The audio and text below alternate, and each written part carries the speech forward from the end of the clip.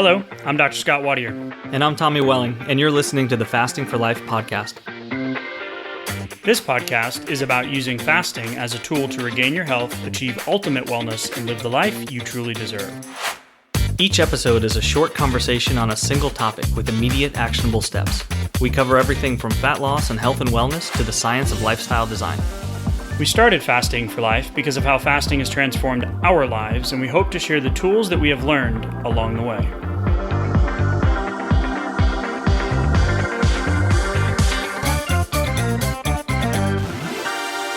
Hey everyone, welcome to the Fasting for Life podcast. My name is Dr. Scott Watier, and I'm here, as always, with my good friend and colleague, Tommy Welling. Good afternoon to you, sir. Hey, Scott, how are you?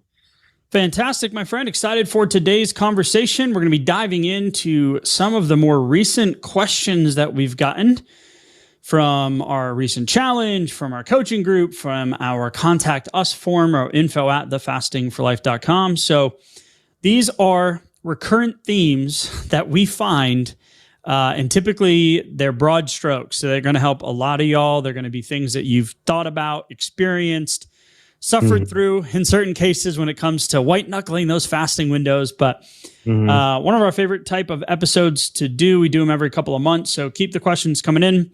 We try to get to all of them. But first and foremost, want to welcome you in to the Fasting for Life podcast. If you are a new listener, thanks for giving us a chance. Thanks for joining us on this fasting lifestyle journey. If you want to know more about us, myself and Tommy, head back to episode 1. How fasting transformed our lives. About 30 minutes. We tell our story, why we do what we do, why we come each and every week with an episode, an action-packed episode of something you can take on a week-to-week basis or an episode-by-episode basis and take something from that and put it immediately taking an action, putting it immediate into your day-to-day workflow or trying to figure it out or this lifestyle adaptation. So hopefully we're going to be able to deliver that same thing to you today.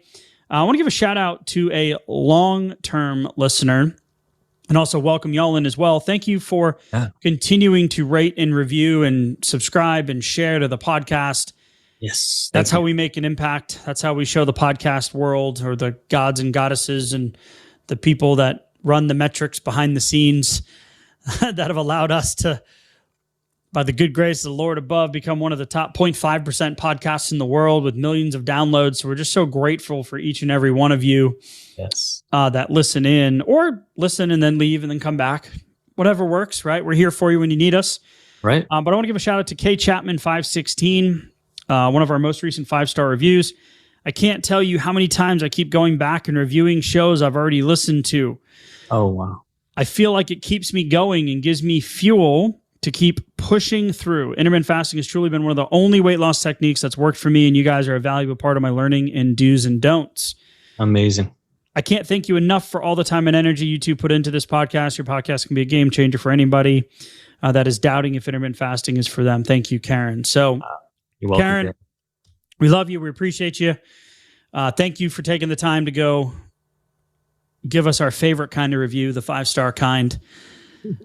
And let's dive into some of the questions from today, Tommy. So we're going to start with this concept of closing your fasting windows, dare I say, taking a 2-week hiatus or maybe a vacation or a little, plateau or a maintenance mode or lifes, and you kind of get off track a little bit.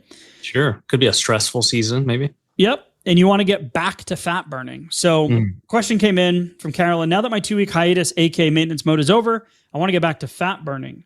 Sure. So she asked about closing her windows, still feeling hungry after my nutrition window should be closed, more wanting than needing at times. So lots of layers here. Okay. More wanting than needing at times.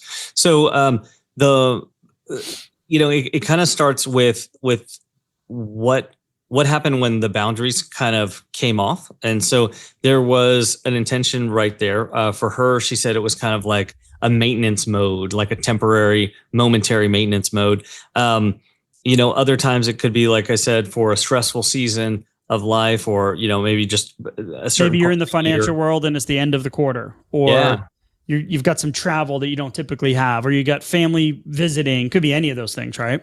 It sure could. And but what happens then is maybe the boundaries come down, or maybe you just kind of stop fasting for a while. You stop setting your timer, or stop setting an intention behind a fast, or maybe you just kind of put it on autopilot mode.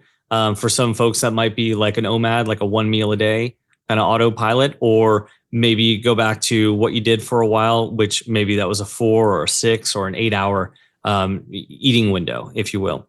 But either way, there can be more variability, less vigilance, less intention behind it versus when you were strictly in a fat burning mode or a fat loss mode. So, when you're feeling like more wanting than needing at times, the first thing I wanted to highlight was the fact that you kind of just get used to being like in more of a grazing mentality potentially, where it can be like it just almost mindless at times, right? Mindless. Yes. Thank you. That's exactly what I was kind of thinking. I could feel it. Yeah. Yeah. Right. And that takes a little bit of time to kind of, warm back up those discipline muscles that keep you kind of moment to moment, that real time consciousness, rather than just going in the mindless autopilot. Right. I like to call it like your get back on track muscle. Mm-hmm. Like, how quickly can you flex your get back on track muscle? That's an important muscle. Yeah. How quickly can you catch yourself kind of mindlessly falling back into old patterns, or allowing your environment or the things going on around you to dictate your results, right? So I love this concept. And when you try, the quicker you can have the realization, you don't necessarily have to take the action and get right back to being perfect immediately. Mm-hmm. I'm back on track. I'm hitting 100% of my targets. No, that's not sustainable. Yeah. So first of all, taking some time to be like, all right, what happened? Right? Like, where did I go wrong? Like, why did this happen? And then brushing your shoulders off, giving yourself a little bit of grace, saying, all right, what is my plan? Like, what am I doing right now? What do I want to be doing? Yeah, what do you want to be doing? So if you're getting back on track and you're feeling that you're still hungry after your nutrition window, then you need to look at your hydration, your stress, your sleep, all that stuff. But really, you need to look at, when you got back on track, did you go back to like super strict restrictive? Or should you be opening up your window and getting some quality nutrition in and focusing on foods you enjoy eating? Now, I'm not saying the processed refined crap, right? Keep that at a minimum, but really like looking forward to that window. Because if you're like, all right, I'm going to eat, this is my meal, I'm going to set my timer, and then you notice that you're hangry or hungry, or you're,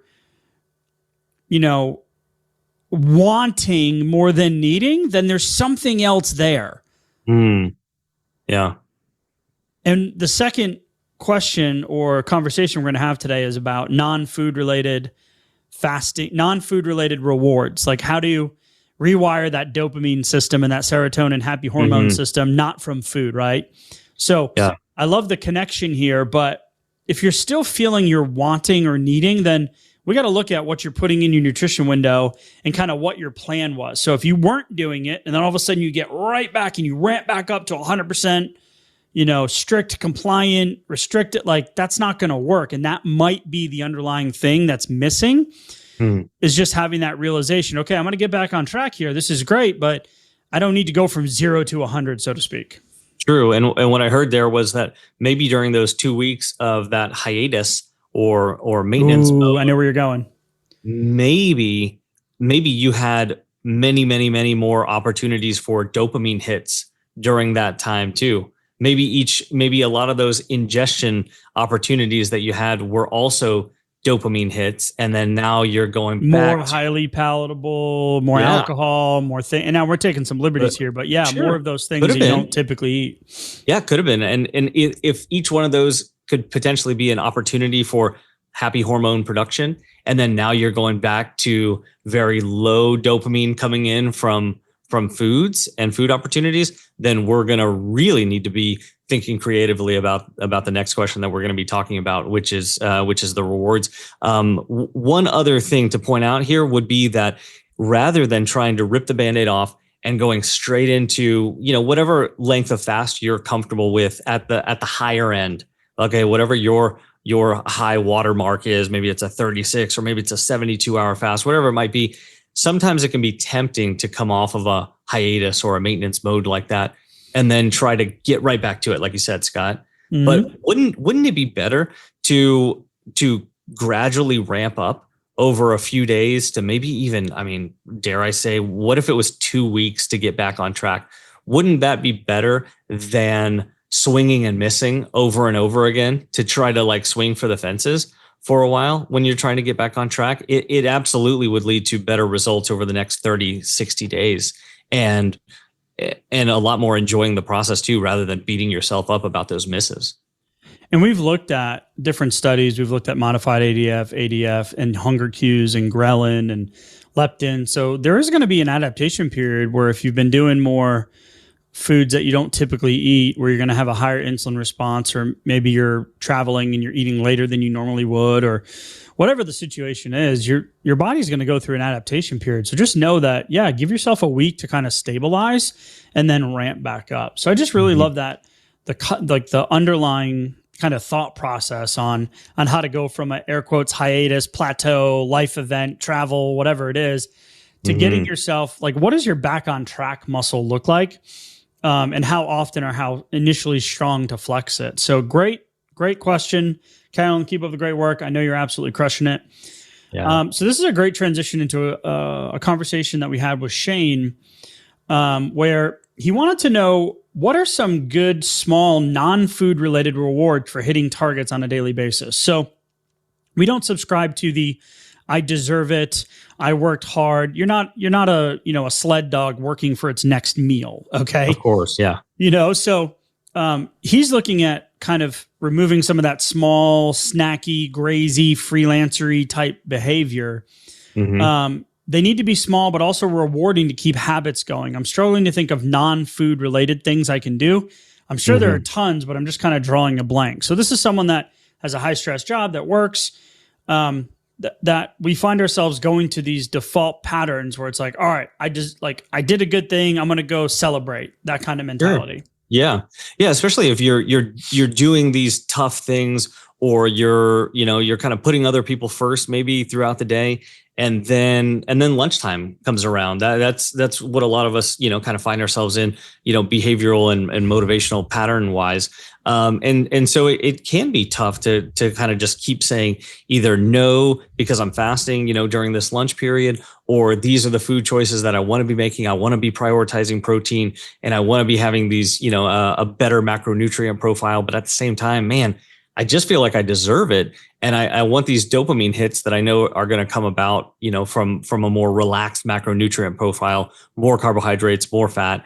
And protein's tough and it's expensive, and I have to plan ahead for it. So, what I think the first thing to highlight here is that, if we are essentially hanging our hats on food as the main reward, or the main thing that makes us feel better, we got to get a little bit more creative about it. So I'm going to highlight the fact that Shane's digging into this right here, because this is absolutely a crux to a lot of what a lot of us feel and then do based on those feelings. Yep. We got to get more creative with our reward system here. And we fight our tendencies. So this all comes from The Power of Habit by Charles Duhigg. This concept that we're going to outline here just real quick is, habits form when our brains look for ways to like save effort, right? They want that. You ever drive home and you're like, how the hell did I get here? Sure. Yeah. Right? Like, yeah. How did it happens automatically. Autopilot. You're like, that was kind of scary. Well, at least you didn't autopilot into the gas station and get a roller hot dog. But right. So the habit loop is the cue, routine, reward. And a lot of the times we try to just change the reward or the action at the end. But what we need to do is look at the cue. Like, what's the thing that's triggering this routine that then gives us the thing at the end of the rainbow, right? Okay, yeah. So we want to keep the cue and the reward. We want to keep when we have habit change, a lot of the times people will stop doing something. I'm going to quit cold turkey. I'm going to cut this thing out. I'm going to, whatever it is. And what we don't do is we don't replace that routine or the action with something else. So what happens is when we change a habit, we want to it requires keeping the same cue and the same reward while changing that thing in between that routine. So some of the non-food rewards for fasting are going to be like, just specifically to Shane's question, not about the big picture about changing habits, is, book a massage, take the money from not eating, right? And put it into a dedicated like reward fund. Like we used to have an account when my wife and I first got together. It was called a Living Wealthy account. It was like we just would dump money in there automatically every week. So when we went out to dinner, we wanted to buy something, we needed a new couch, we had this like we had this money there that was stashed away. So similarly, you could take it and make a reward fund. You could, if you're into this, go get the bubble bath, right? I don't know if Shane's a bubble bath kind of guy, but for you ladies out there, right? Hobbies, schedule a dedicated time for a hobby. That's cool. Get yourself some retail therapy, some new workout clothes, or plan a trip, or do some meditation, get a mani-pedi. I've had a pedicure for the first time ever in my life a few months ago, and I now know why women don't tell men about this, because they want to go by themselves right. and enjoy it. But holy crap, life-changing. Like, I want to go. Relaxing. I want to go every week. I know that's not feasible, but oh my gosh, amazing. Yeah. Purchase a new book, a new game, some form of entertainment, phone a friend, like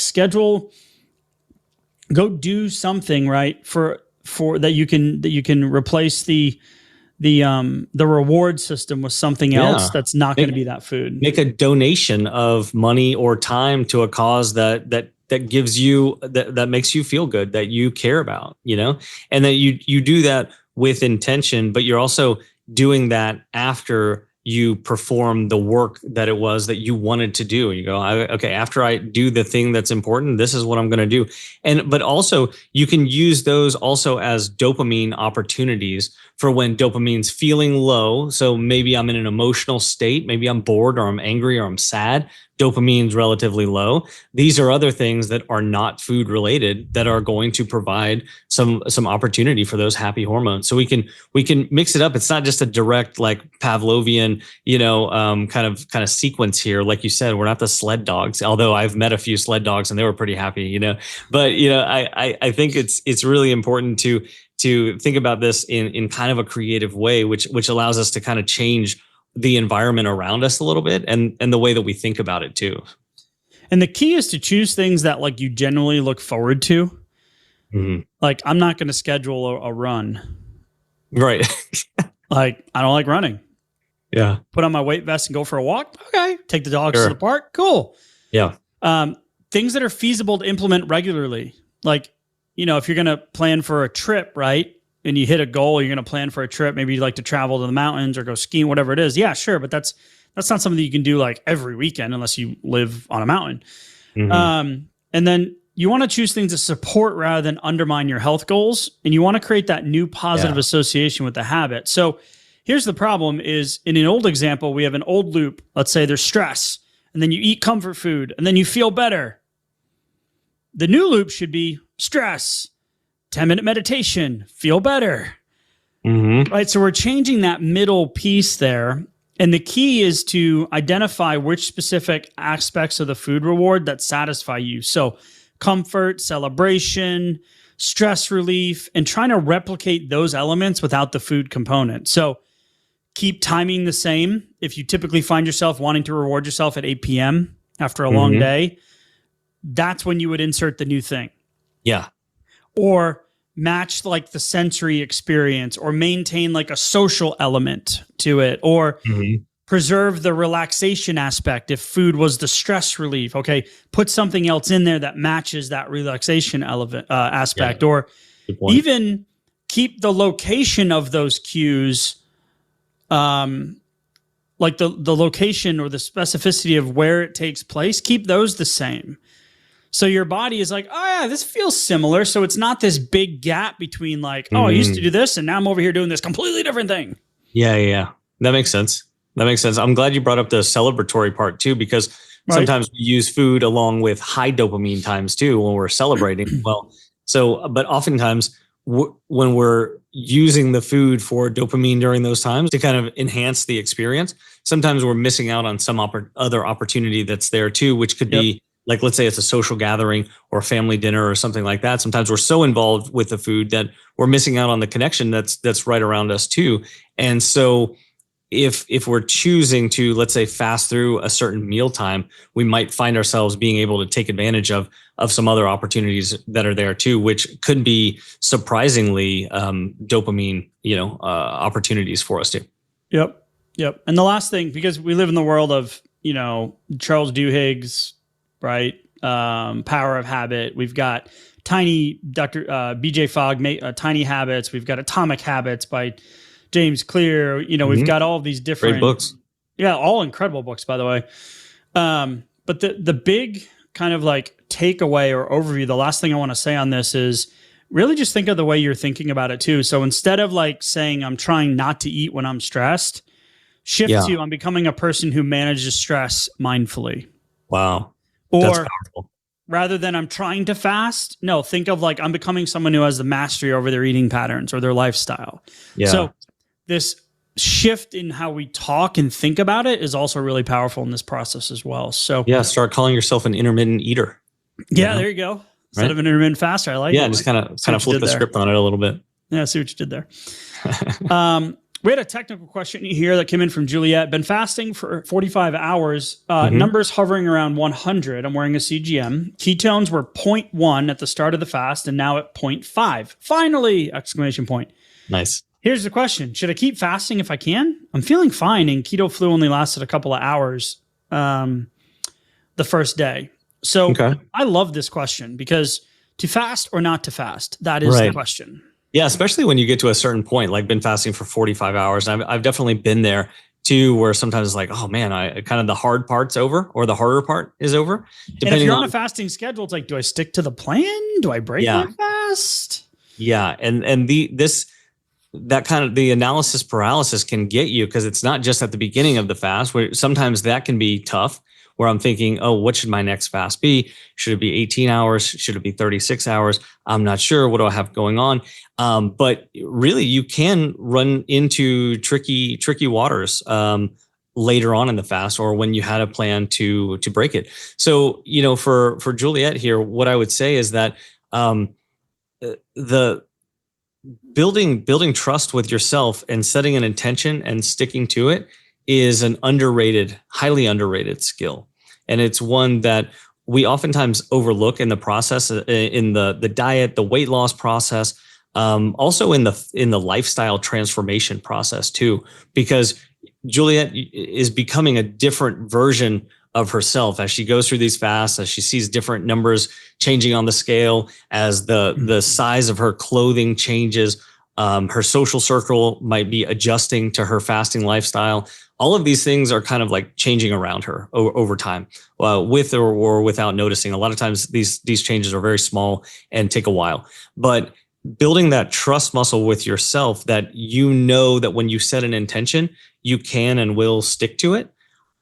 I'm going to highly prioritize that over the additional hours of fat burn that would happen on the back end of that fast. If you, let's say, extended that from a 45-hour fast up to like a 60-hour fast, that's cool. And it's going to be a good win. But I'm going to argue that booking this 45-hour fast and going, yes, dang it, like that's what I said I was going to do. I made it. I reached the mountaintop. Yeah. And let your brain just bathe in that dopamine from accomplishing a big goal. Like how many other people on the planet are currently in a 45-hour fast? Like it's a very small group relatively. So booking that win and then setting the intention for the next one.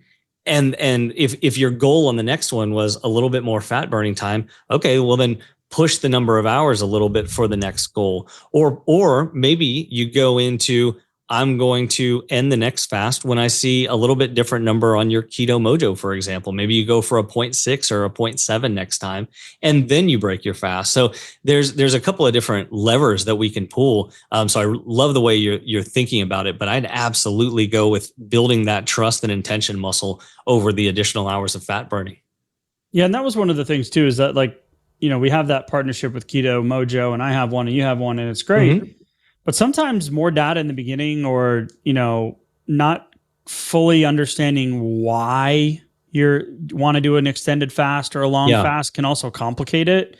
Sure. And having the numbers, I mean, there's been multiple times where I'm like, just like my Whoop, where I wake up some mornings, I'm like, man, I'm exhausted. And I look, it's like, you had an 88% recovery. And I'm like, what? Yeah. Awful. How?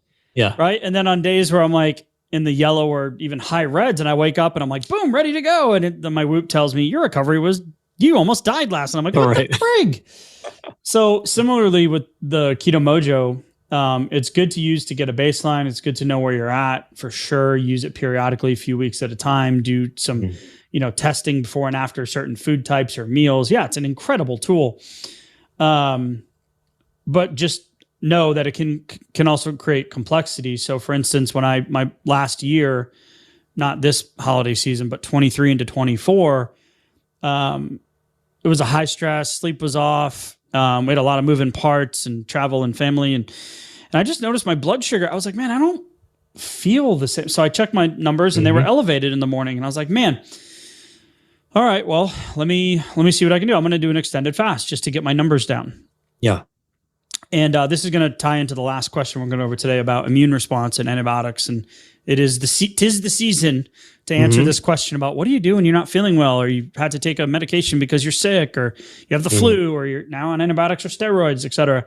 So maybe I had an immune response to something. Maybe I was fighting something that I didn't know about, and I hadn't seen the symptoms yet or hadn't gotten sick, but my body was doing it beneath the surface. But my numbers were just elevated, and I was like, this is strange. So I was like, I'm just going to do a fast until my numbers come down. I was like, all right, usually 48, 72 hours. Yeah. 13 and a half days later, I broke my fast. Oh, man. It's like, what the bleep? So I could have used the data, to either justify one way or the other to make a decision. There were multiple times where I would have checked my numbers and they would have been low, or my ketones would have been high. But my morning blood sugar was still elevated, I didn't check it any time other than the day. That was my deciding factor to continue. That was the intention. Yeah, it was an intention. So at day 11, I think it was 11 and a half or 12. I can't remember now. My numbers finally came down. And I was like, you know what? I'm just going to go another day. Yeah. And that's the longest fast I've ever done. It wasn't like I'm going to do a 7-day fast once a year, which is typically what I do anyway for the senescent cells and immune response and kind of this reset, There's some longevity stuff that I really like about doing a 5 to 7 day fast 1 to 2 times a year. Yeah. Yep. But this one just ended up being great. My numbers came down. They've been down ever since. So it's just that thought process or the intentionality that goes into it. So love it. Were they elevated? Just like when you do a Keto Mojo reading and you're like, I really thought I'd be in ketosis. Like it's really giving us the what and the where you're at, not the why it's happening. And we typically want the why. Right. So having that intentionality is really key. And the how. How do we change it, right? So it can lead you, wanting more after finding out those data points. So when we go into the last question here, it's kind of like that's a similar situation where Heather said, how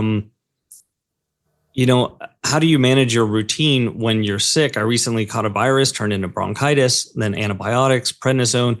I'm not a fan of these things and the disruption of my gut health, but I've been consistent with fasting, but I had to break my fast early to take my medication.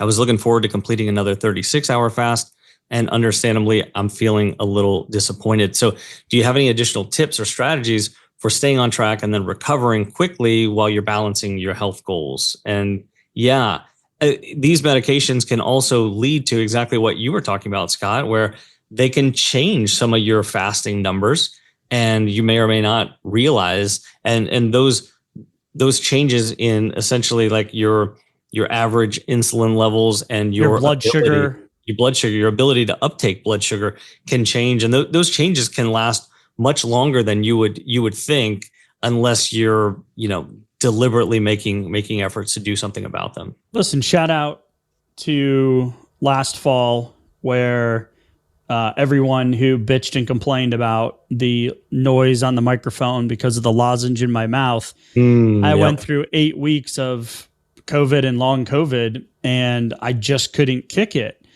So there was multiple times where, and it's taken me a while to get back to where I was before that because I had to take antibiotics. I was doing IV therapy, which spiked my blood sugar 400 points to get my immune system to kick back in. I was doing oxygen. I was doing all the supplementation, the long COVID protocols. So I wasn't really worried about, am I sticking to my weekly fasting schedule? I was really listening to my body and eating when I needed to eat and kind of figuring it out on my own. So when you take antibiotics and prednisone and those types of things, that is going to have a direct effect on your stress response and your blood sugar ability, your body's ability to manage blood sugar. Yeah. So if you need to take a medication that you have to take with food, great. Take it with the least amount or the least calorically if you're trying to adapt a fasting lifestyle. When I'm sick, I prefer to fast. I just feel better. The last thing I want to do is go to the comfort foods and the stuff I grew up with and load the system with a bunch of crap and comfort food that's just going to ultimately depress my immune system, increase my sugar intake, make my cravings worse, add more volatility to my blood sugar. So I prefer to fast. I prefer to do a lot of bone broths. I prefer to do, more carnivore type meals, less carbohydrates. I like to do extended fast because when you're sick, your sleep gets screwed up. So I want to make sure that I'm not going to alter my sleep, which is going to ultimately then affect my blood sugar and my immune response again. So for me, it's what is the least amount of food or the least thing that you can consume that's going to add stability to how you feel while you recover. So not so much about the fasting schedule or the fasting time. It's more about, okay, how am I going to get back on track and how am I going to, heal the quickest? And I find that for me, about a 20-hour window. So I'm fasting about 20 hours and then I'm consuming, if I needed to, when I was on antibiotics for a couple of weeks, which I don't like taking antibiotics. I've only taken them twice in the last decade, once for my surgery and once for that. I would have a couple of pickle spears. I would have a glass of bone broth, right? Things that have a low caloric consumption if you're just trying to stick to a fasting lifestyle, kind of like a modified ADF. One time I had some just shredded rotisserie chicken, like a handful of it. I had a can of Kirkland chicken breast one day, I remember, right? So something that's low if you're trying to stick to the fasting lifestyle. Low insulin. Low insulin. You don't want to overload the system. That's what we recommend. But ultimately, listen to your body. Do what you got to do to get feeling better. Yeah, I remember growing up, and those times I would have been handed some toast, maybe with some butter and jelly on it, something like that. And hey, success leaves clues. So do insulin. Saltine crackers or oyster crackers. Yeah, and maybe some tea with a healthy dose of honey or an unhealthy dose of honey in it too. Little flattened ginger ale. Maybe. Gross. Yeah. And so all of these things would have been given to me with those antibiotics. So then there's kind of that default thought that would go along with those things. But to your point, I would be much happier. I would feel better. My sleep would be better having a cup or two of bone broth, and then having my, if I needed to take some antibiotics, have it then. And I'm going to feel better. I'm going to be less cravey and less, just overall, I'm going to feel much better and my body's going to be doing better, which means the immune response, which is already going to be taking a hit and draining resources from my body is going to be that much better prepared and efficient to fight whatever's going on. So I really love thinking about it like that, rather than thinking, oh man, I can't fast because I'm on antibiotics and I'm not like, no, there's this really, really powerful kind of middle ground when you start reframing some of these variables right here. So I love this question, Heather. Disclaimer, not medical advice. But of course. This is what we found that's worked well for us. So thought it was a perfect time to answer that question, right? As it tis the season, even though it was 85 degrees in Houston here, after we had snow a few weeks ago, it's like, it pulls open again. Okay, great. If you're looking for more guidance, looking for advice, looking for support, head to the show notes, grab a resource, fill out the new fasting persona quiz, grab the blueprint to fasting for fat loss, join the next challenge. Reach out to us if you need the additional support. We are in it to win it. We are on this fasting journey along with each and every one of you. Appreciate everybody listening in. Tommy, appreciate the conversation as always, man. And we'll talk soon. Thank you. Bye. So, you've heard today's episode, and you may be wondering, where do I start? Head on over to thefastingforlife.com and sign up for our newsletter, where you'll receive fasting tips and strategies to maximize results and fit fasting into your day-to-day life. While you're there, download your free Fast Start guide to get started today. Don't forget to subscribe on iTunes, Spotify, or wherever you get your podcasts. Make sure to leave us a 5-star review, and we'll be back next week with another episode of Fasting for Life.